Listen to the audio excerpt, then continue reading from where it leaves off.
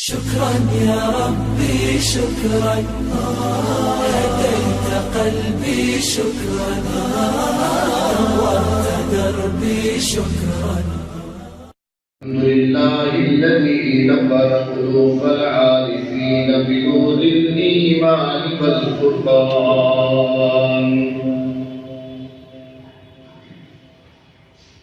وزين إيماننا بأنوار الأحاديث والقرآن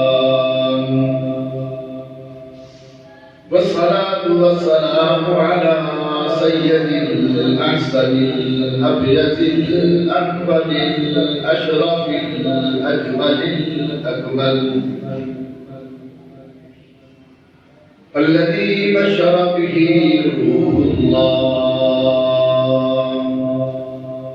وباعث له كريم الله ودعا له خليل الله هو محبوب للرحمن عين للأعيان سيدنا محمد المصطفى أحمد المجتبى نبي المقام وشفيع الأنام وعلى آله وأصحابه أجمعين. أما بعد فأعوذ بالله من الشيطان الرجيم بسم الله الرحمن الرحيم. هو الذي أرسل رسوله بالهدى ودين الحق ليظهره على الدين كله وكفى بالله شهيدا.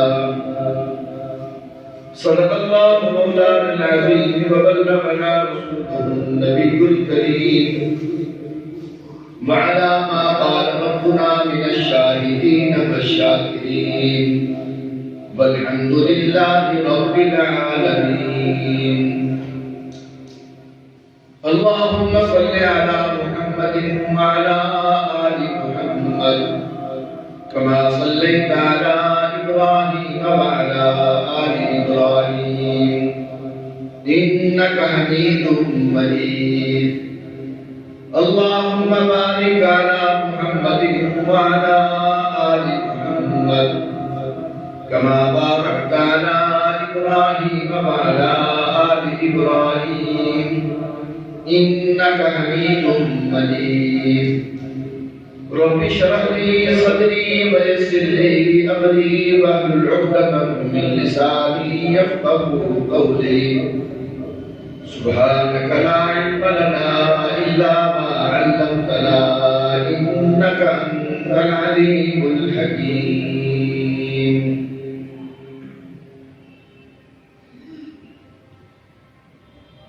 قابل صد احترام میرے محترم بزرگ اور دوستوں، میری قابل قدر مسلمان ماؤں، بہنوں، بیٹیوں، عزیز بچوں، ماہ ربیع الاول کی مناسبت سے آقا نامدار سرکار دو عالم صلی اللہ علیہ وسلم کے سیرت کے زندگی کے سفر کو آپ تک پیش کر رہا ہوں۔ گزشتہ جمعات میں نے آپ صلی اللہ علیہ وسلم کا وہ سفر جو بی بی حلیمہ کے گھر تک پہنچا تھا، اس سفر کو آپ تک پیش کیا تھا۔ آج انشاءاللہ کوشش کروں گا کہ میں اس سفر کو انتہائی اختصار کے ساتھ آپ تک پیش کر سکوں۔ میرے آقا سرکار دو عالم صلی اللہ علیہ وسلم کی ذات اطہر جب ان کو بی بی حلیمہ لے کر گھر پہنچی، میرے آقا بہار میں پہنچے لیکن میرے پیغمبر کی برکات پہلے پہنچی۔ برکات نے جا کر حلیمہ کے گھر میں ڈیرے لگا لیے۔ میں نے گزشتہ جمعے بھی یہ بات کہی تھی، آج پھر کہتا ہوں کہ دنیا کہتی ہے کہ حلیمہ نے میرے آقا کی پرورش کی ہے. حقیقت دیکھی جائے تو حلیمہ نے پرورش نہیں کی، بلکہ میرے آقا نے جا کر حلیمہ کے گھر کی کفالت کی ہے. حلیمہ کے گھر میں کیا تھا؟ کوئی چیز بھی نہ تھی، لیکن میرے آقا کے جانے سے پہلے ہی ہر چیز نے وہاں پر ڈیرے لگا ڈال دیے تھے. میرے آقا سرکار صلی اللہ علیہ وسلم نے بی بی حلیمہ کے گھر میں 2 سال گزارے. ہر 5-6 ماہ کے بعد مائی حلیمہ میرے آقا کو لے کر مکہ مکرمہ تشریف لاتی، ماں سے ملاتی اور پھر واپس لے جاتی. اسی طرح یہ سفر 2 سال تک بی بی حلیمہ کے گھر میں گزارا. سرکار دو عالم صلی اللہ علیہ وسلم نے سب سے پہلے ہر ماں باپ کی یہ تمنا اور کوشش ہوتی ہے کہ بچے کی گفتگو پہلے شروع ہو. یہی تمنا حلیمہ کو تھی کہ دیکھتے ہیں کہ میرے لاڈلا کیا بولتا ہے. لیکن ایک دن میرے آقا سرکار دو عالم وسلم کے لب ہلے. بی بی حلیمہ نے آگے بڑھ کر میرے پیغمبر کے زبان اطہر سے نکلنے والے ان جملوں پر غور کیا تو میرے آقا کی زبان سے جو پہلے جملے نکلے وہ تھے اللہ اکبر کبیرہ والحمدللہ کثیرہ وسبحان اللہ بکرۃ واصیلا. یہ جملے سب سے پہلے پیغمبر کی گفتگو کے آقا نامدار سرکار دو عالم وسلم نے دنیا کو بتا دیا کہ نبی کے لب جب کھلتے ہیں تو اللہ کی وحدانیت کے لیے کھلتے ہیں. کیونکہ دنیا نے میرے پیغمبر کی برکات کو دیکھا تھا. ان برکات کو دیکھ کر دنیا بعض دفعہ اپنی عقل سے کام لے لیا کرتی ہے. وہ کسی کے کمالات کو دیکھ کر، برکات کو دیکھ کر وہ تصور کر بیٹھتی ہے، کیونکہ ماحول ان کا بت پرستی کا تھا. جہاں پر بت پرستی کا دور ہو وہاں پر انسان کے دل اور دماغ پر وہی چیز چھا چکی ہوتی ہے. کسی کمال کو دیکھا، کسی قرآن اس بات پر شاہد ہے کہ حضرت یوسف علیہ السلام کا حسن و جمال کو دیکھ کر مصر کی عورتوں کی زبان سے پہلا جملہ کیا نکلا تھا؟ قُلْنَا حَاشَ لِلَّهِ مَا هَذَا بَشَرٌ. اللہ کی قسم کھا کے کہتے ہیں کہ یہ انسان نہیں ہے. حسن یوسف کو دیکھ کر پہلی چیز ان کے دل و دماغ پہ جو بیٹھی، انہوں نے نبی کی بشریت کا انکار کیا. کیونکہ وہ لوگ نبی کی عظمت کو سمجھتے نہیں تھے. تو پیغمبر نے بھی سب سے پہلے اپنے زبان سے یہ جملے نکال کر دنیا کو بتا دیا کہ میری برکات کو دیکھ کر، میرے کمالات کو دیکھ کر میری ذات کو خدا کے ساتھ شریک نہ ٹھہرا دینا. میں ضرور بڑا ہوں، میں فرشتوں سے بڑا ہوں، لیکن میرے سے بڑا خدا ہے. اللہ اکبر کبیرہ. میرے پیغمبر نے بتا دیا کہ میں نبیوں سے بڑا ہوں لیکن مجھ سے بڑا خدا ہے. میں انسانیت میں سب سے بڑا ہوں لیکن میرے سے بڑا خدا ہے. یہ پیغمبر نے پہلی گفتگو کے اندر اپنے مشن کو واضح کیا کہ میں دنیا میں آیا ہوں خدا کی وحدانیت کا ڈنکا بجانے کے لیے آیا ہوں، اور یہ ہر موڑ پر یہی کچھ ہوا۔ قرآن مقدس ایک واقعے کو نقل کرتا ہے کہ عالم ارواح کے اندر خالق لم یزل نے ساری کائنات کی ارواح کو جمع کر کے پہلا سوال کیا تھا، الست بربکم، کیا میں تمہارا رب نہیں؟ یہ پہلا سوال تھا۔ میرے آقا سرکار دو عالم صلی اللہ علیہ وسلم نے ارشاد فرماتے ہیں، حدیث میں آتا ہے کہ جب پروردگار عالم نے یہ سوال کیا تو سب سے پہلے اس سوال کا جواب روح محمد نے دیا ہے کہ قالوا بلا، میرے پیغمبر نے سب سے پہلے اس کا اقرار کیا۔ روح محمد کے جواب سن کر پھر کائنات کی ہر چیز نے جواب دیا کہ قالوا بلا، ہاں واقعی تو ہمارا رب ہے۔ معلوم ہوا کہ عالم ارواح کے اندر بھی خدا کی ذات کا تعارف کروانے والی ذات میرے پیغمبر کی تھی۔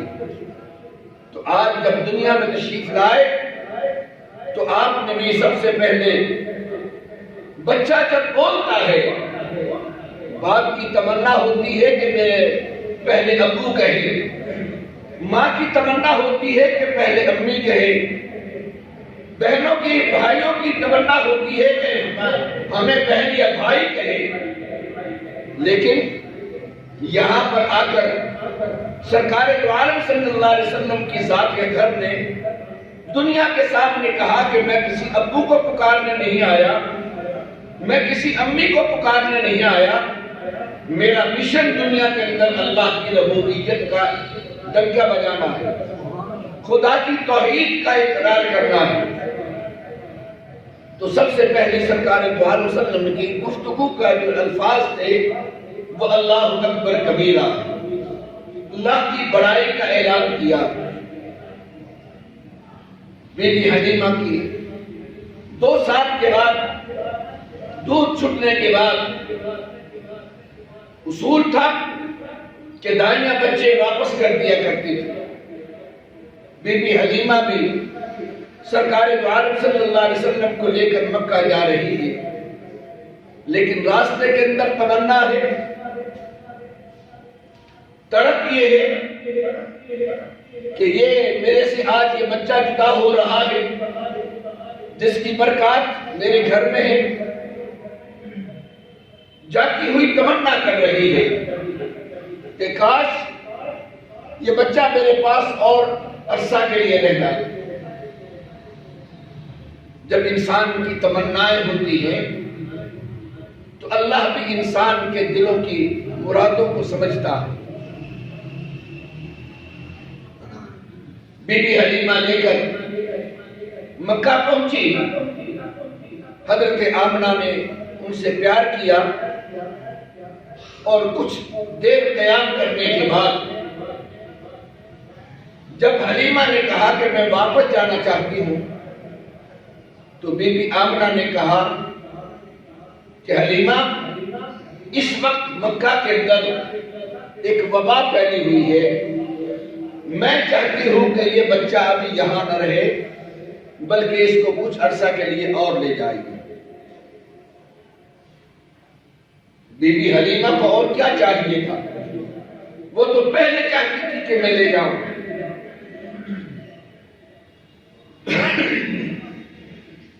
سرکار دو عالم صلی اللہ علیہ وسلم کو لے کر پھر واپس آ گئی۔ کچھ عرصہ آپ نے بی بی حلیمہ کے گھر میں پھر قیام کیا۔ ان زندگی میں اس زمانے کے اندر سرکار دو عالم صلی اللہ علیہ وسلم نے ایک دن ایک طبیعت خراب ہو گئی، بی بی حلیمہ لے کر ایک وہاں پر ایک راہب تھا اس کے پاس لے گئے۔ اس راہب کی نظر جب محمد رسول اللہ کی ذات کے اثر پہ پڑی تو وہاں پر اس نے شور ڈال دیا کہ یہودیوں عیسائیوں بھاگو، یہ وہ بچہ ہے جو نبی آخر الزماں بننے والا ہے، اس نے آ کر تمہاری سرداری ختم کر دینی ہے، آؤ اس بچے کو قتل کر دو۔ بی بی حلیمہ نے یہ الفاظ سنے تو میرے آقا سرکار دو علیہ وسلم کو لے کر وہاں سے بھاگ پڑی۔ کوشش کرنا حلیمہ کا کام تھا، حفاظت کرنا میرے رب کا کام تھا۔ کہتے ہیں کہ بی بی حلیمہ خود کہتی ہے کہ مجھے نہیں پتا کہ میں کس انداز سے اتنی بھیڑ میں سے نکل کر آ گئی اور مجھے محسوس بھی نہیں ہوا۔ اس کے بعد سے بی بی حلیمہ پریشان رہنے لگی۔ ایک دن سرکار دو عالم صلی اللہ علیہ وسلم نے اپنی ماں سے ایک سوال کیا، اماں یہ میرے بہن بھائی کہاں جاتے ہیں؟ بی بی حلیمہ نے کہا بیٹا یہ بکریاں چرانے کے لیے باہر جاتے ہیں۔ سرکار دو عالم وسلم نے کہا ماں میں بھی اپنے بھائیوں کے ساتھ جانا چاہتی ہوں۔ بی بی حلیمہ اس واقعے کی بنا پر پریشان تھی۔ انہوں نے کہا نہیں بیٹا تم نے نہیں جانا۔ سرکار دو عالم وسلم نے اصرار کیا، مائی حلیمہ نے انکار کیا، یہاں تک جب مائی حلیمہ نہ مانی تو پیغمبر کی آنکھوں سے آنسو نکل آئے۔ یہ آنسو، ان آنسوؤں کو دیکھ کر تو خدا کی رحمت بھی جوش میں آ جاتی، تو حلیمہ کی محبت کیوں نہ جوش میں آتی۔ حلیمہ نے کہا ٹھیک ہے آپ چلے جائیے، اجازت دے دی۔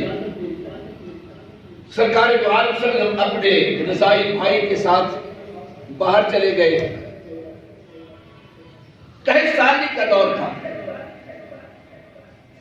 باہر جا کر دنیا کی بکریاں چرتی تھی، لیکن جہاں حلیمہ کی بکریاں چرتی تھی وہ پیٹ بھر کے آتی تھی اور باقی جو بکریاں آتی تھی وہ بھوکی آتی تھی۔ محلہ کے لوگ، بستی کے لوگ کہا کرتے تھے کہ تم وہاں بکریاں کیوں نہیں چراتے جہاں پر حلیمہ کی بکریاں چرتی ہے۔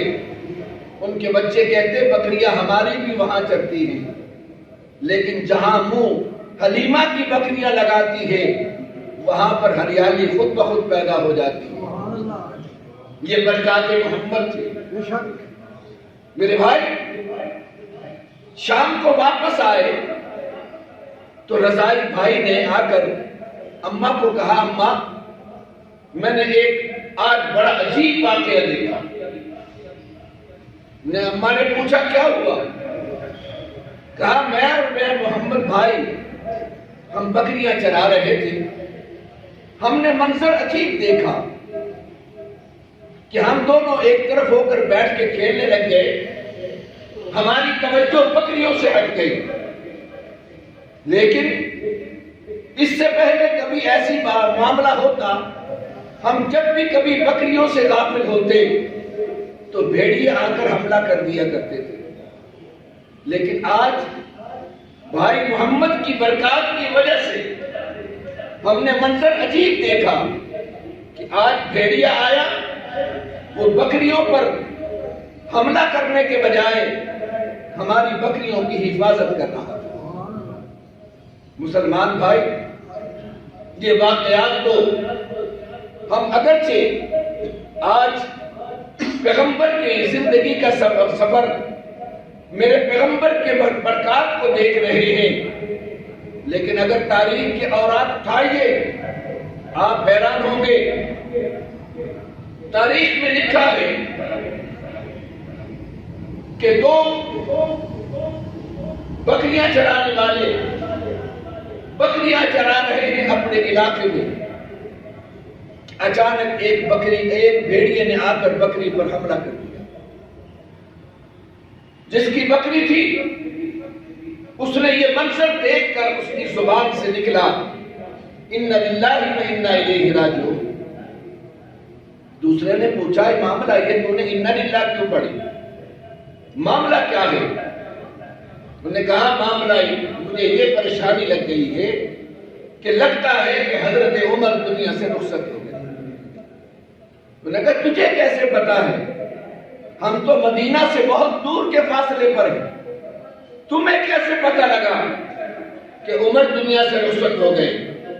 فرمایا کہ جب سے عمر کا دور خلافت شروع ہوا آج تک ہم نے یہ دیکھا ہے کہ کوئی بھیڑیا حملہ نہیں کر سکا بکری پر۔ آج اگر بھیڑیے نے حملہ کیا ہے تو معلوم ہوتا ہے کہ آج عمر دنیا سے رخصت ہو گیا۔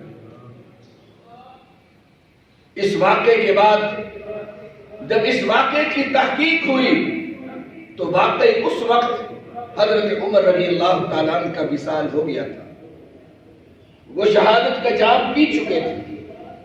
اس لیے عمر کی جلالت کہ اتنی وہ جلالت تھی کہ بھیڑیا تو کیا، انسان تو انسان کی کیا، جانور بھی کے پاس بھی یہ جرأت نہیں تھی کہ وہ کسی مظلوم پر حملہ کر سکے۔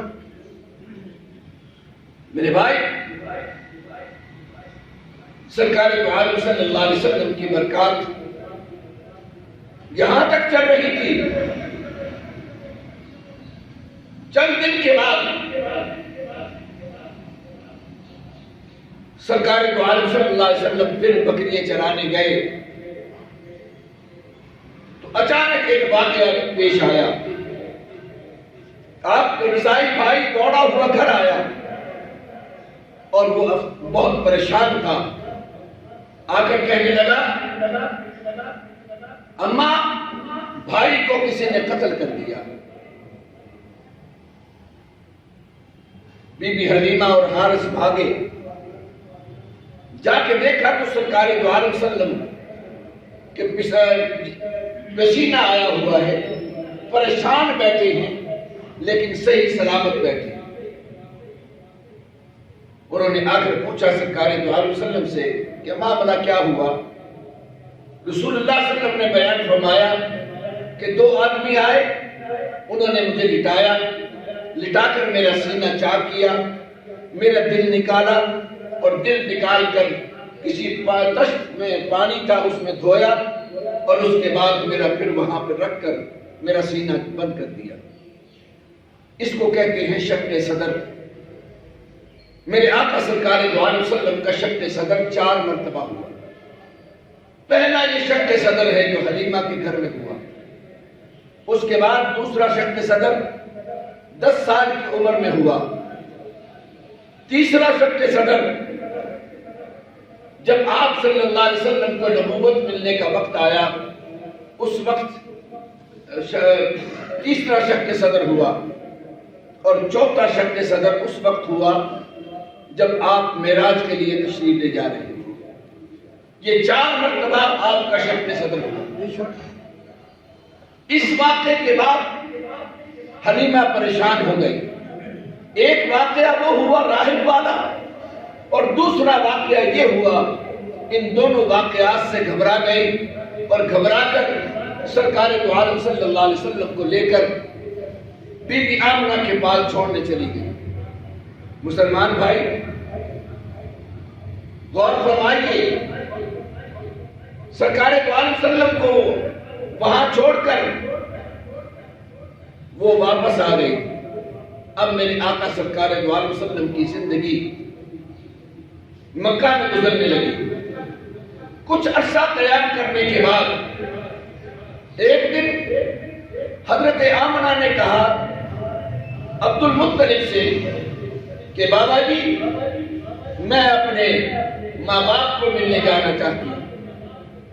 حضرت عبد المطلب نے خوشی سے اجازت پر حمد فرمائی اور تیاری کی، آپ باندھی، ام ایمن کو بھی ساتھ بھیجا اور بی بی آمنہ میرے آقا سرکار دو عالم وسلم کو لے کر مدینہ منورہ پہنچی۔ سب سے پہلے آمنہ لے کر میرے پیغمبر کی ذات کو اپنے شوہر کی قبر پہ پہنچی. وہاں بیٹھ کر دل میں کہہ رہی ہوگی، اس کے جذبات کہہ رہے ہوں گے کہ عبداللہ آج اپنے بیٹے کو تو دیکھ لے کہ تیرا بیٹا کیا برکتوں والا ہے، کیا عزتوں والا ہے. یہ کہتے کہتے یہ گفتگو کرتی جا رہی تھی اور آپ کے آنسو نکل رہے تھے. سرکار دو عالم صلی اللہ علیہ وسلم نے بی بی آمنہ سے پوچھا، اماں آپ کیوں رو رہی ہیں اور یہ قبر کس کی ہے؟ بی بی آمنہ نے بتایا کہ یہ آپ کے والد کی قبر ہے جس نے آپ کا چہرہ بھی نہیں دیکھا. سرکار دو عالم صلی اللہ علیہ وسلم کی آنکھوں میں بھی آنسو آ گئے. آپ نے ان کو دلاسا دیا. 1 ماہ کا قیام وہاں کیا. 1 ماہ کے بعد جب واپس آنے لگی تو آپ 2 اونٹوں پر سوار تھے. حضرت آمنہ اور سرکار دو عالم صلی اللہ علیہ وسلم ایک اونٹ پہ تھی اور دوسرے اونٹ پر ام ایمن تھی. راستے کے اندر بی بی آمنہ کے سر میں درد شروع ہو گیا، بخار ہوا، بیمار ہو گئی. مقام ابوا پر پہنچ کر یہ ساری کیفیت ہوئی. حالات یہ ہو گئے کہ اب بی بی آمنہ کو محسوس ہو گیا کہ میں جانور نہیں ہو سکتی. ام ایمن کو کچھ نصیحتیں کی. سرکار دو عالم صلی اللہ علیہ وسلم کو بلا کر ان سے پیار کیا. اللہ اکبر. غور تو کیجئے، یہ امتحانات ہوتے ہیں. میرے نبی کے کیا امتحانات تھے. ابھی دنیا میں نہیں آئے، ماں کا سایہ اٹھا، باپ کا سایہ اٹھا لیا. ابھی کچھ بڑے ہوئے تو آج ماں بھی اپنا ساتھ چھوڑ رہی ہے. آج ماں نے بھی ساتھ چھوڑ دیا. اسی انداز کے اندر یہ سائے اٹھتے چلے گئے. حقیقت میں یہ کیا ہے؟ اللہ نے یہ امتحانات میں کیوں ڈالا؟ امتحانات میں نہیں بلکہ یہ پروردگار عالم اپنے نبی کی پرورش کر رہے ہیں، تربیت کر رہے ہیں، بتا رہے ہیں کہ میرے نبی کی ذات پر ایک وقت آئے گا کہ مشکلات کی انتہا ہو جائے گی. اور جب یہ مشکلات آئیں گی، فطرتی تقاضا ہوتا ہے کہ جب مشکلات آتی ہے انسان کی زبان سے ابو نکلتا ہے، ماں کا لفظ نکلتا ہے. تو رب ذوالجلال انسان کو پہلے ہٹا کر یہ بتانا چاہتے ہیں کہ میں اپنے لاڈلے محبوب کو یہ بتانا چاہتا ہوں کہ تم نے کسی باپ تیرے کام نہیں آئے گا، تیرے کام تیری ماں نہیں آئے گی. اگر تیرے کام کوئی آئے گا تو تیرے رب ہی گا. دنیا سے توکل ہٹا کر، دنیا سے بھروسہ ہٹا کر صرف اللہ کی طرف بھروسہ اور توکل اپنے نبی کو دیا جا رہا ہے. مسلمان بھائی، میں اس تفصیل میں نہیں جانا چاہتا. ام ایمن لے کر واپس پہنچی. عبد المطلب اپنے اس یتیم پوتے کو دیکھ کر پریشان ہو گئے. اب یہ کفالت میں عبد المطلب نے کفالت شروع کی. عبد المطلب مکہ کے بہت بڑے سرداروں میں سے تھے، بیت اللہ کے سرداروں میں سے تھے. تاریخ لکھتی ہے کہ بیت اللہ کے سائے کے نیچے آپ کا تخت بچھایا جاتا تھا اور وہاں پر عبد المطلب بیٹھا کرتے تھے. آپ کے بیٹے ادب و احترام کے پیش نظر کبھی بھی عبد المطلب کے تخت پر کوئی بچہ نہیں بیٹھتا تھا. لیکن سرکار دو عالم صلی اللہ علیہ وسلم اکثر اس تخت پر جا کر بیٹھ جایا کرتے تھے. آپ کے چچا آپ کو پکڑ کر نیچے اتار دیں گے۔ ایک دن دادا کے سامنے چچا نے ان کو تخت سے اتارا۔ عبد المطلب نے کہا ابو طالب اس بچے کو اس مسند سے نہ اتارا کر، یہ مسند تمہیں کیا معلوم یہ بچہ کون ہے؟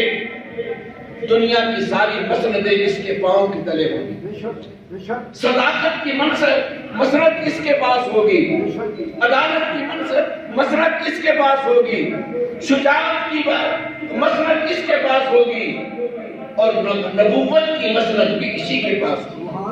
حقیقت میں تو یہی وارث ہے اس مسند کا۔ مسلمان بھائی، کچھ عرصہ کے بعد دادا بھی دنیا سے رخصت ہو گئے، دادے کا سایہ بھی اٹھ گیا، لیکن جاتے ہوئے چچا کے سپرد کر گئے۔ مسلمان بھائی، چچا کے سپرد کیا۔ آج پھر کہنا چاہتا ہوں، میں اس تفصیل میں جانے کا وقت نہیں ہے۔ جب چچا کی کفالت میں آئے، یہاں بھی لوگ کہتے ہیں کہ ابو طالب نے نبی کی کفالت کی، لیکن تاریخ ایک منظر پیش کرتی ہے کہ ایک دن ابو طالب نے دسترخوان بچھوایا۔ یہ پرانے زمانوں کے لوگ تھے، پہلے لوگوں کے ہاں یہ نظام تھا۔ آج یہ چیزیں ہمارے دور سے ختم ہو گئی۔ آج تو ہم ایک گھر کے اندر ایک بیٹا روٹی لے کر ایک کونے میں بیٹھا ہوتا ہے، دوسرا دوسرے کونے میں بیٹھا ہوتا ہے، تیسرا تیسرے کونے میں بیٹھا ہوتا ہے۔ وہ جو ماحول تھا، جو سنت طریقہ ہے کہ ایک دسترخوان پر بیٹھ کے کھانا، یہ نبی کی سنت ہے۔ یہ جب تک یہ ماحول رہا، محبت اور پیار رہے، اور جب سے یہ ماحول ختم ہوا ہے، آج ایک گھر کے اندر بھی آج وہ محبت اور پیار نہیں ہے۔ ابو طالب نے دسترخوان بچھوایا، سارے بیٹھ کر کھانا کھانے لگے۔ کھانا کم تھا، لیکن سرکار دو عالم صلی اللہ علیہ وسلم بھی اس دن آپ کے دسترخوان پہ تھے۔ کھانا کم ہونے کے باوجود میرے پیغمبر کی برکت کی وجہ سے وہ ساروں نے کھانا کھا لیا، پھر بھی کھانا بچ گیا۔ اس واقعے کے بعد سے لے کر ابو طالب نے فیصلہ دے دیا تھا کہ جب تک سرکار دو عالم صلی اللہ علیہ وسلم دسترخوان پہ نہیں آئیں گے، اس وقت تک آپ کے دسترخوان پر کھانا نہیں رکھ لگا۔ معلوم ہوا کہ یہ کفالت ابو طالب نہیں کر رہے، یہ کفالت ابو طالب کی محمد الرسول اللہ کی ذات کر رہے۔ مسلمان بھائی، سرکار دو عالم صلی اللہ علیہ وسلم کا یہ لڑکپن اب شروع ہوا۔ لڑکپن کے زمانے کے اندر ایک منظر اور آیا۔ یہ لڑکپن کے زمانے کے اندر دوستیاں ہوتی ہیں، تعلقات ہوتے ہیں، اور دوست ہمیشہ اچھے ماحول میں بھی لے جاتے ہیں، برے ماحول میں بھی لے جاتے ہیں۔ اسی لیے میرے پیغمبر نے ارشاد فرمایا، المرء علی دین خلیلہ، کہ ہر شخص اپنے دوست کے دین پر ہوتا ہے۔ فَلْيَنْظُرْ أَحَدُكُمْ مَنْ يُخَالِفُ، فرمایا کہ تمہیں چاہیے کہ دوستی رکھنے سے پہلے دیکھ لے کہ میں کس کو دوست بنا رہا ہوں۔ کہیں فرمایا کہ ان ساروں نے مل کر مجھے اٹھانا چاہا، اللہ نے میرا ویٹ اور میرا وزن اتنا بڑھا دیا کہ وہ مجھے اٹھا نہیں سکتے۔ میرے بھائی، آج میرے نبی نے لڑکپن کے زمانے کے اندر آج امت کو تعلیم دے دی کہ بری ماحول سے، بری جگہ سے انسان کو بچنا چاہیے۔ ہم نے صرف سیرت اور واقعات کو سن کر یہ نہیں دینا کہ ہم صرف یہ سنتے جائیں کہ پیغمبر کی زندگی پر طائرانہ نظر ڈالتے جائیں۔ ہمیں اس سے سبق کیا ملتا؟ قرآن نے جو کہا، لقد کان لکم فی رسول اللہ اسوۃ حسنہ، نبی کی زندگی تمہارے لیے نمونہ ہے۔ جب نمونہ ہے تو پھر ہمیں نمونہ کیا ملنا چاہیے، اس پر غور کرنا چاہیے۔ آج اللہ ہمیں معاف کر دے، یہ تو نبی کا لٹپن کا زمانہ تھا، اور آپ کی نبوت کے زمانے کے اندر سرکار دو عالم صلی اللہ علیہ وسلم ایک صحابہ کے ساتھ جا رہے ہیں تو راستے کے اندر جاتے جاتے آپ کے کانوں میں موسیقی کی آواز آئی۔ آپ صلی اللہ علیہ وسلم کے کانوں میں جب آواز آئی تو آپ نے دونوں انگلیاں اپنے کانوں میں دی اور چلتے جا رہے تھے، صحابہ سے پوچھتے جا رہے تھے کہ کیا ابھی آواز آ رہی ہے؟ جب صحابہ نے عرض کی کہ آقا اب آواز نہیں آ رہی، تو پھر آپ صلی اللہ علیہ وسلم نے اپنے کانوں سے انگلیاں نکالی، بتا دیا کہ موسیقی سے نفرت کرنی چاہیے، ان گندی چیزوں سے نفرت کرنی چاہیے۔ اور آج تو اللہ ہمیں محفوظ فرما دے۔ ہمارے حکمران پرویز مشرف جب صدر بنا تو ایک انٹرویو میں سن رہا تھا، ان سے سوال کیا گیا تھا کہ موسیقی سنتے ہو؟ کہا جی یہ تو میرا بچپن کا شغل ہے، جب میری قوم کے سربراہ ایسے ہوں گے۔ عمران خان کے بارے میں تو ہم سوچ ہی نہیں سکتے، وہ تو ماشاءاللہ اس نے تو ساری دنیا کے سامنے لڑکیاں نچا کر بتا دیا کہ موسیقی کا پروگرام کیا ہوتا ہے۔ جب سربراہ میرے نبی نے جس چیز سے نفرت کی ہے، آج امت کا فرد اس سے نفرت کیوں نہیں کرتا؟ آج یہ موسیقی ہے، گانے بجانے ہمارا شغل بن گیا ہے، ان چیزوں سے نفرت ہونی چاہیے۔ سرکار دو عالم صلی اللہ علیہ وسلم کے لڑکپن کے زمانے کے اندر اسی طرح خود سرکار دو عالم صلی اللہ علیہ وسلم ارشاد فرماتے ہیں کہ اسی زمانے کے اندر ایک اور واقعہ بھی پیش آیا۔ سوچ تھی اس زمانے کے اندر بیت اللہ کا جو طواف کیا کرتے تھے لوگ، وہ اپنے مادر صاحب ننگے ہو کے کیا کرتے تھے۔ سوچ عجیب بنتی، وہ کہتے تھے کہ ان کپڑوں میں ہم گناہ کرتے ہیں اور یہی کپڑے لے کر ہم بیت اللہ کا طواف کر لیں، اس لیے کپڑے اتار دیتے تھے، مادر صاحب ننگے ہو کر طواف کرتے تھے۔ تو ایک دن سرکار دو عالم صلی اللہ علیہ وسلم فرماتے ہیں کہ میں بھی طواف کے لیے گیا تو مجھے انہوں نے کہا کہ یہ کپڑے تو اتار دے۔ انہوں نے کہا آپ صلی اللہ علیہ وسلم نے فرمایا میں نہیں اتارتا۔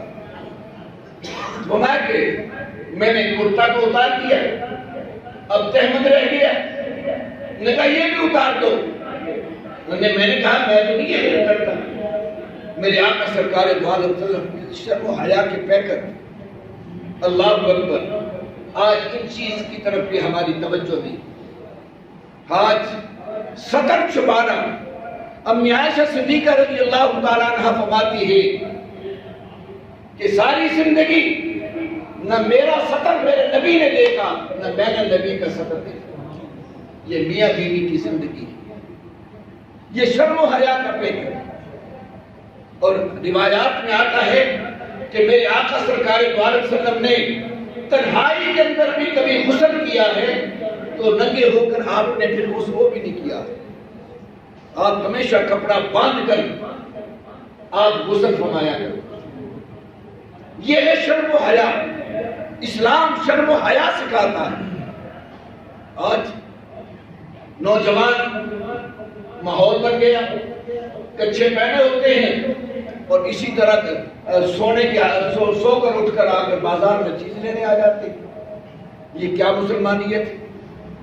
ہم نے کبھی نہیں سوچا ان کی طرف۔ یہ گھٹنوں سے لے کر ناک تک یہ حصہ صدر ہے، اس کو چھپانا فرض ہے، یہ ننگا کرنا حرام ہے، لیکن آج اس طرف توجہ نہیں، ہم نے کبھی ان چیزوں کی طرف غور نہیں کیا۔ سرکار دو عالم صلی اللہ علیہ وسلم فرماتے ہیں کہ ایک شخص نے آ کر میرے تہمت کو کھینچنا چاہا، فرمایا کہ میں بے ہوش ہو کر گر گیا، تو مجھے انہوں نے اسی طرح اٹھایا اور مجھے اللہ نے اس سطر ننگا کرنے سے محفوظ فرمایا۔ میرے بھائی، سرکار دو عالم صلی اللہ علیہ وسلم کے یہ زمانہ، اس کے بعد جب آپ تھوڑے سے بڑے ہوئے تو آپ کے چچا شام کے سفر کی طرف تجارت کی غرض سے گئے. تجارت کی غرض سے جب گئے تو چچا ساتھ لے گئے. مشہور واقعہ ہے. ایک مقام پر جا کر اس قافلے نے پڑاؤ ڈالا. قریب ہی ایک راہب کی کٹری تھی، مکان تھا، جھونپڑی تھی جہاں پر وہ راہب رہتا تھا. جب یہ قافلہ جا کے ٹھہرا تو اچانک گھبرا کر وہ راہب اپنی کٹری سے باہر نکلا.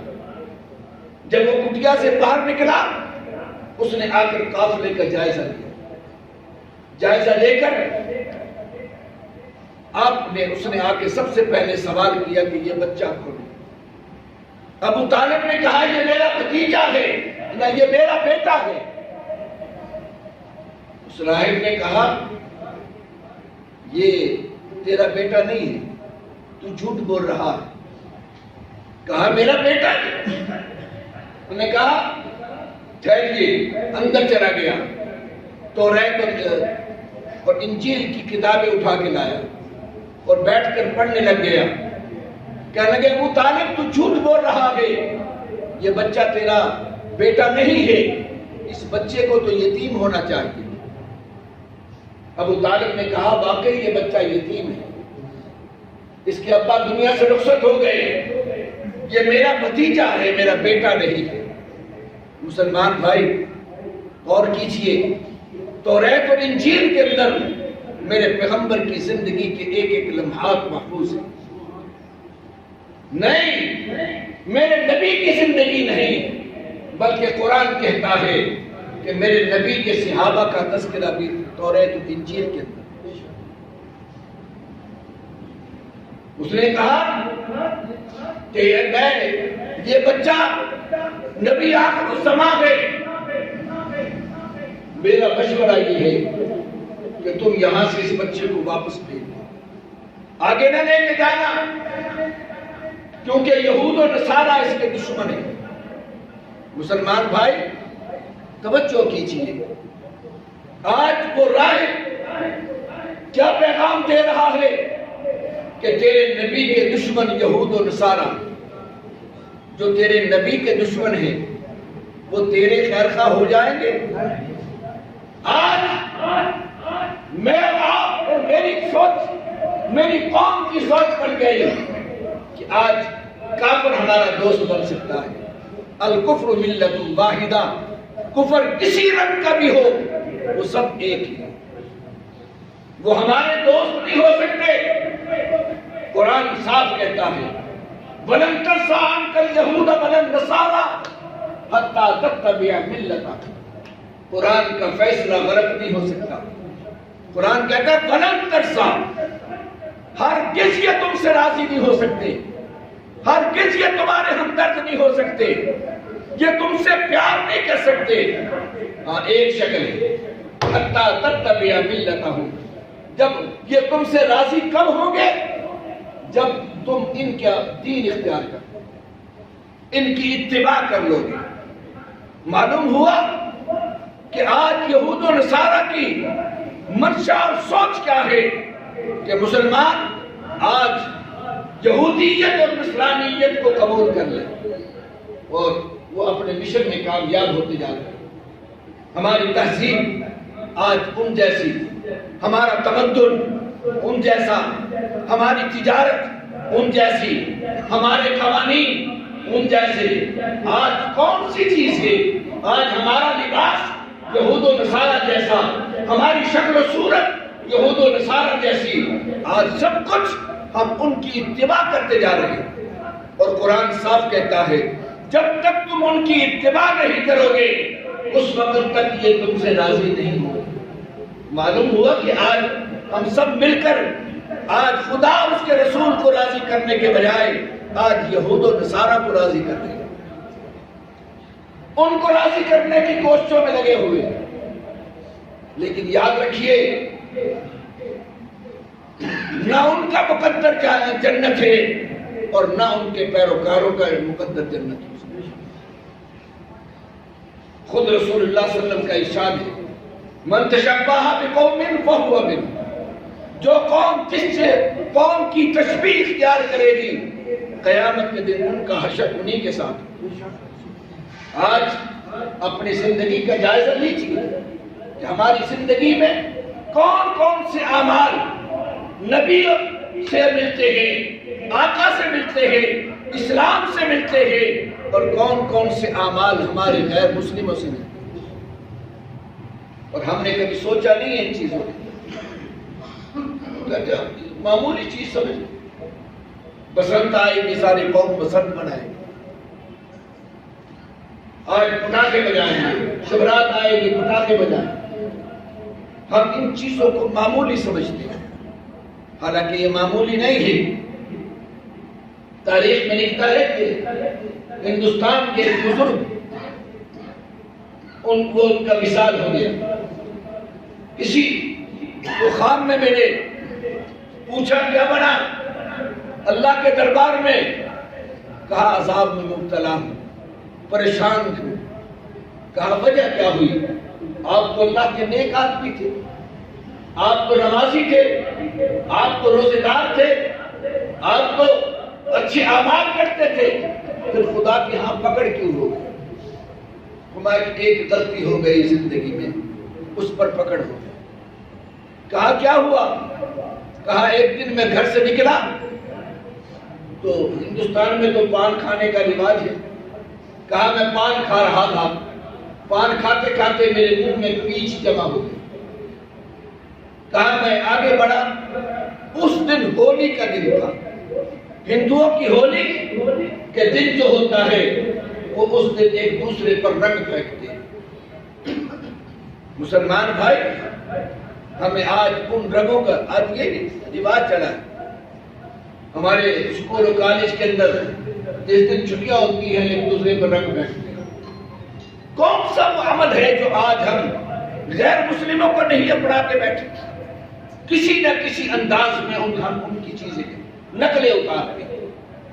فرمایا کہ میرے منہ میں پیچ تھی، ہولی کا دن تھا، ہندو ایک دوسرے پر رنگ پھینک رہے تھے، تو میں جب گزرنے لگا تو ایک گدھا کھڑا تھا، میں نے شکر کے طور پر یوں کہا تھا تجھ پر کوئی رنگ نہیں پھینکتا، میں نے وہ پان کی پیچ اس گدھے پر پھینک دی۔ فرمایا کہ جس دن اللہ کے دربار میں پیش ہوا تو اللہ رب العزت نے پہلا سوال یہ کیا کہ وہ دن تو ہندوؤں کا تھا، تو نے ان دنوں کی مشابہت کیوں اختیار کی؟ کہا یہ جواب آج تک میرے پاس نہیں، اس کے جواب میں پکڑا ہوا میں کھڑا ہوں۔ معمولی عمل تھا، اس کو ہم معمولی سمجھتے ہیں۔ مسلمان بھائی، ان چیزوں پہ ہماری پکڑ ہو جائے۔ کون کہتا ہے؟ حقیقت میں آج کہتے ہیں مولوی جی یہ داڑیاں رکھنیاں تو بہت ہی ضروری ہے، یہ لباس پانے کو بہت ہی ضروری ہے۔ ارے پتہ نہیں کون سی ادا اللہ کو پسند آ جائے۔ خدا کے ہاں قابلیت شرط نہیں، قبولیت شرط ہے، اور جب وہ قبولیت پہ آتا ہے اس کو پتہ نہیں کون سی ادا پسند آ جائے۔ ہو سکتا ہے کہ یہ ہماری داڑھی ہی پسند آ جائے، ہو سکتا ہے ہمارا لباس ہی اللہ کو پسند آ جائے۔ کوئی نسبت تو ہو جس نسبت کی وجہ سے ہماری بخشش کا فیصلہ ہو جائے۔ ہم نے آج تک صحابہ کرام رضوان اللہ علیہ اجمعین ان کی زندگیاں اٹھا دی، وہ ان کی تمنا کیا تھی، ان کی طلب کیا تھی، وہ میرے نبی کی ایک ایک سنت کو زندہ کیا۔ بے شک تاریخ میں لکھا ہے کہ ایک حبشی صحابی تھے، یہ حبشیوں کے بال جو ہوتے ہیں بڑے گنگرالے ہوتے ہیں، یہ سیدھے نہیں ہوتے۔ محبت کا تقاضا دیکھیے، اس کی تمنا تھی کہ میں نبی علیہ السلام کی سنت کو زندہ کرتے ہوئے درمیان سے مانگ نکالوں۔ ہماری مانگیں آج یہاں سے نکلتی ہیں، یہ غیر مسلموں کی شبیہ ہے۔ میرے پیغمبر کی سنت ہے کہ مانگ درمیان سے نکلے، اور ہمارے ہاں مشہور یہ ہے کہ جو مانگ درمیان سے نکلے یہ عورتوں کا شیوا ہے۔ میرے نبی کی سنت تھی. اس صحابی نے کی تمنا تھی کہ میری مانگ درمیان سے نکلے. بڑے کنگے کیے, بہت سے کنگے توڑے, لیکن ان کے مانگ نہیں نکلے. لیکن تڑپ تھی کہ میں اپنے نبی کی ایک سنت کو زندہ کروں. پریشان ہو گئے. ایک دن ایک لوہے کی لٹ لی, اس کو آگ میں رکھ دیا. آگ میں رکھ کر جب وہ گرم ہو گئی تو درمیان سے یہاں سے پھیر, بال بھی جل گئے, چمڑی بھی جل گئی, لیکن نبی کی سنت زندہ کر. اس کا نام ہے محبت, اس کا نام ہے عشق رسول. آج یہ عشق رسول ہمارا نہیں ہے, ہمارا لیبل ہے. آج محبت رسول کے لیبل ہیں. مسلمان بھائی, سرکار دو عالم صلی اللہ علیہ وسلم نے وہاں سے ابو طالب آپ کو لے کر واپس آ گئے.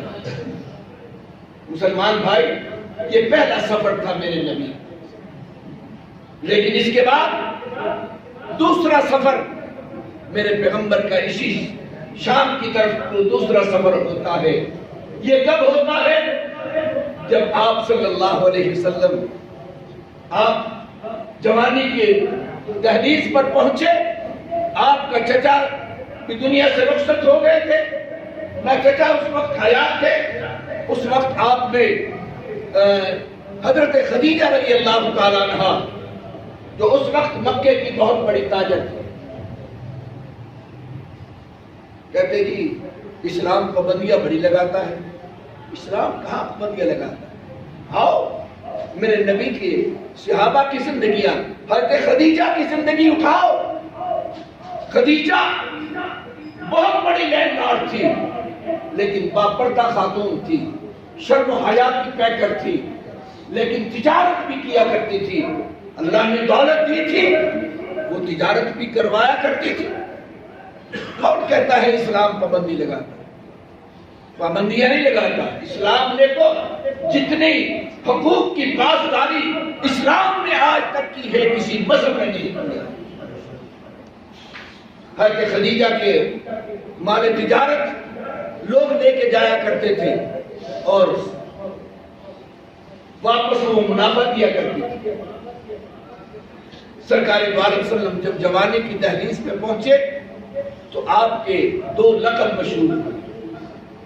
مسلمان بھائی, اپنے نبی کی زندگی اٹھائیے. ہماری زندگیاں کیا ہے؟ میرے نبی نے جوانی کے اندر جو دو لقب پائے, اور لقب بھی کن سے پائے ہیں؟ دشمنوں سے پائے. صادق اور امین, سچے اور امانت دار. یہ میرے نبی کی صفت ہے. ابھی نبوت کا زمانہ نہیں آیا, آپ نے نبوت سے پہلے کے زمانے کے اندر آپ نے اپنے دشمن قوم کی زبان سے اپنے آپ کا لقب مشہور کروایا, جس کو صادق اور امین کہتے ہیں.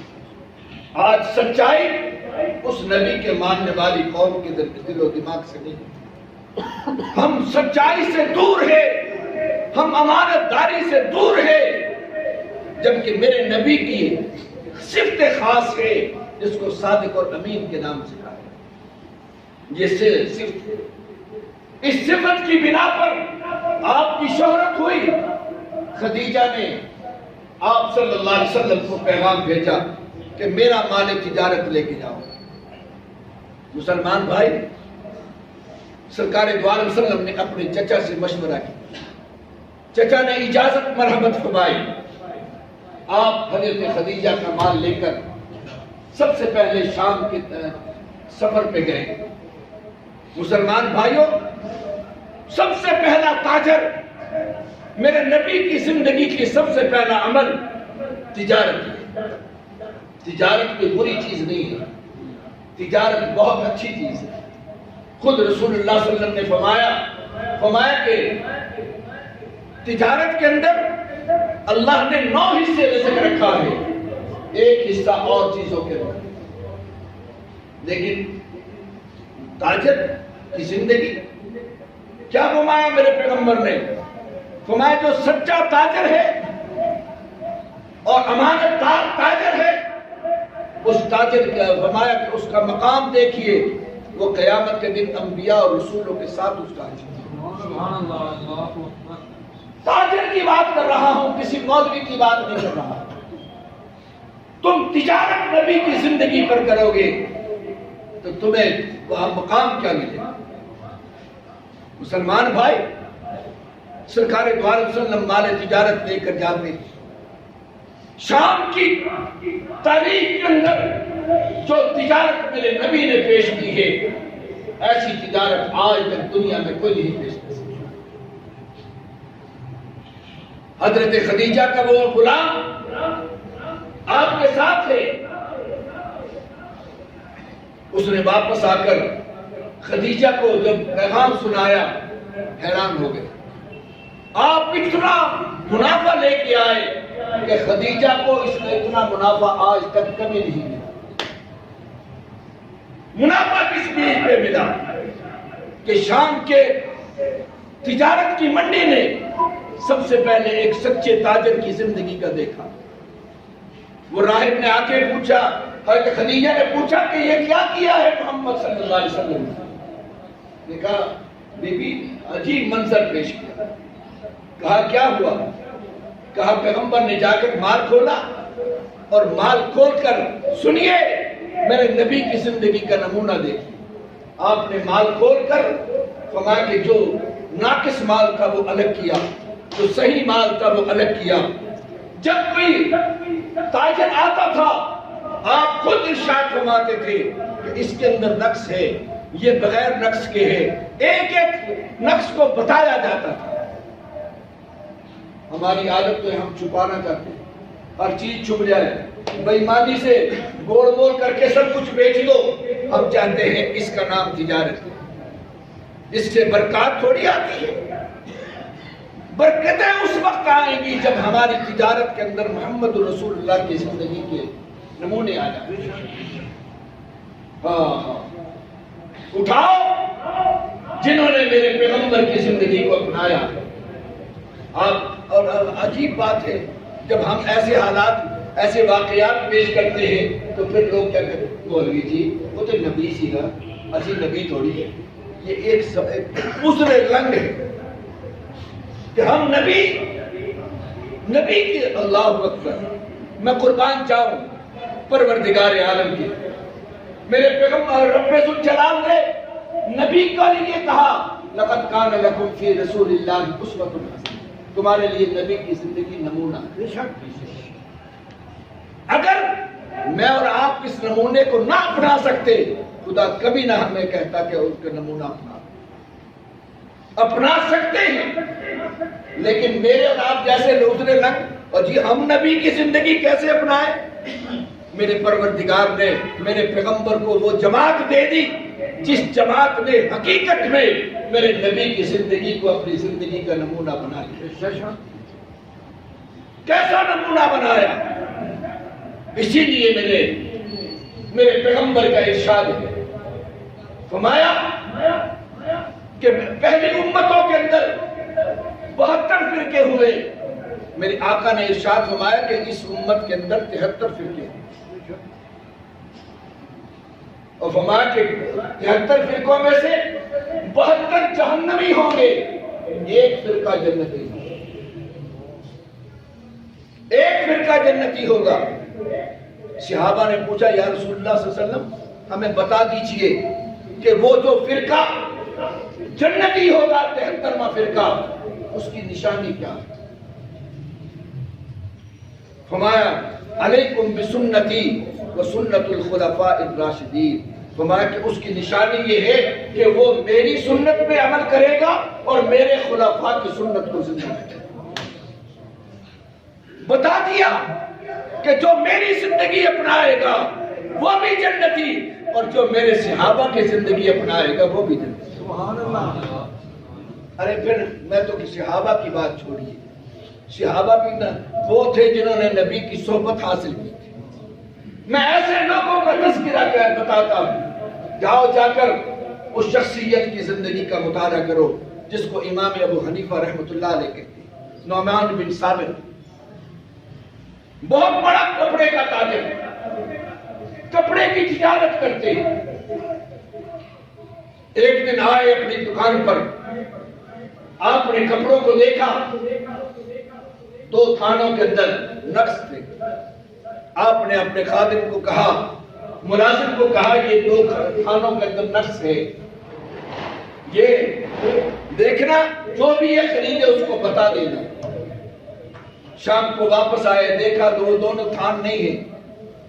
کہا وہ بک گئے, کہا بک گئے. کہا تم نے بتا دیا تھا؟ کہا جی مجھے یاد نہیں رہا. ملازم نے کہا میرے یاد میں نہیں بتا سکتا. امام ابو حنیفہ رحمۃ اللہ علیہ نے اس دن کی ساری پونجی اٹھائی اور خیرات کر دی. فرمایا کہ جس کے اندر شک ہے میں اس پونجی کا استعمال نہیں کر سکتا. سبحان اللہ. آپ کا معمول تھا کہ آپ عصر کی نماز کے بعد دکان بند کر دیا کرتے. ایک دن آپ عصر سے پہلے دکان بند کر کے جا رہے, سامنے سے گاہک آیا, پوچھا حضرت دکان بند کر دی؟ کہا بند کر. کہا تو میں نے تو سودا لینا تھا. فرمایا کہ میں آج نہیں دے سکتا. کہا حضرت وجہ؟ سنیا مسلمان بھائی, جن کو نبی سے پیار ہے, جن کی زندگی, جو اب نبی کی زندگی کو اپنانا چاہتے ہیں, ان سے سبق سیکھیے. آپ نے فرمایا کہ بادل ہو گئے ہیں, اندھیرا ہو گیا ہے, اب اس اندھیرے کے اندر میرا گاہک کپڑے کے اندر دھوکہ کھا سکتا ہے. میں اندھیرے کے اندر اپنا کپڑا بیچنا نہیں چاہتا. اور آج ہماری حالت کیا ہوتی؟ گاہک اندر بڑا نہیں, سارے لیٹر لو, چنگی طرح دھوکہ کھا کے جا رہے. یہ کیا سوچ ہے؟ اس کا نام صرف ہم نے ایک سوچ لیا کہ ربیع الاول آ جائے اور نبی کی کنکے میں لگا دو, جھڑیاں لگا دو, اور بس جھڑیاں لگانی ہے. میرے نبی کی ایک ایک اداؤں کی جھڑیاں لگاؤ. اگر کنکے میں لگانے ہیں میرے نبی کے روشن اعمال کی روشنیاں اندر لگاؤ. یہ ہے وہ زندگی کامیابی اور کامرانی. مسلمان بھائی, خدا نہ اس طرف توجہ کیجیے. میں قصے اور کہانیوں کا قائل نہیں, میں تو صرف یہ کہا کرتا ہوں کہ اگر ہم نے عمل کرنا ہے. یہ کیا لوگ تھے؟ یہ بھی تو لوگ تھے, یہ تاجر نہیں تھے. انہوں نے اپنی زندگی کو کیسے اپنایا؟ آج ہمارا عقیدہ نہیں. ہم کہتے دھوکہ نہیں دیں گے تو ہمیں پیسہ نہیں بچے گا. ہم خدا کی راہ میں نہیں دیں گے تو ہمیں آج سود پر دولت لینا, ہم کہتے ہیں جی اس میں فائدہ. اور زکات دینا, خدا کی راہ پہ دینا, اس سے مال گھٹتا نظر آتا ہے.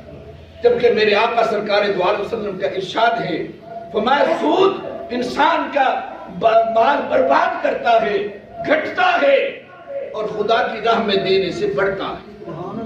یہ عقیدہ آج میرا نہیں بنتا. ہمیں بینک کہتا ہے کہ تجھے اتنا منافع دوں گا, یقین کر لیتے, پھر وہ بینک بھی پیسے لے کے بھاگ جاتے ہیں, وہ برداشت کر جاتے ہیں. لیکن قرآن کہتا ہے کہ اللہ کی راہ میں دو گے, دین کی راہ میں دو گے, اس پر آج یقین نہیں. مسلمان بھائی, نبی کی سیرت کو سننے کا مقصد یہ ہے کہ ہم ان کو سے سبق حاصل کریں. ان سے جو سبق ملتا ہے, نصیحتیں ملتی ہیں, ہم ان کو اپنانے والے بنتے ہیں. میرے پیغمبر نے شام کے بازار کے اندر سب سے پہلی جو تجارت پیش کی ہے, آج تک ایسا نمونہ کوئی دنیا میں نہیں پیش کر سکتا. شام کا تاجر آج بھی میرے نبی کی تجارت کو شاہد ہے, اور حقیقت ہے پھر منافع بھی اتنا ہی لے کے آئے جتنا منافع ہوتا ہے. آج ہم کہتے ہیں کہ جتنا گھٹ تولو گے اتنا بچے گا. نہیں بھائی, برکات ہمیشہ زیادہ دینے پہ ہے. ناپ تول میں کمی کرو گے, قرآن نے اعلان کیا ہے وَيْلٌ لِّلْمُطَفِّفِينَ, ناپ تول میں کمی کرنے والوں کے لیے ہلاکت ہے. پہلی قوموں میں سے ایک قوم تباہ ہوئی, قوم شعیب تباہ ہوئی ہے اس بات پر ناپ تول میں کمی کرنے کی. اس پوری قوم کو اللہ نے برباد کر دیا. حالات ہماری بھی بربادی کی، لیکن آج میں پھر کہوں گا کہ میرے پیغمبر کی وہ دعائیں، وہ آنسو آج ہمارے اوپر سایہ بن کے بیٹھے، ہم بچے بیٹھے ہیں۔ اگر میرے آقا کے آنسو نہ ہوتے تو شاید ہم بھی سور اور بندروں کی شکلوں میں تبدیل ہو گئے ہوتے۔ یقین جانیے وہ دعائیں بچا کے بیٹھی، لیکن کم از کم اگر وہ ان کی دعاؤں نے آج ہمیں بچا رکھا ہے، ہمارا بھی تو حق بنتا ہے کہ زندگی کے موڑ پر کسی نہ کسی موڑ پر ہم اپنے آقا کو یاد کرنے والے بنیں۔ یہ ہمارا حق بنتا ہے۔ اللہ ہمیں عمل کی توفیق نصیب۔ یہ آخر کے اندر میں ہمیشہ اپنے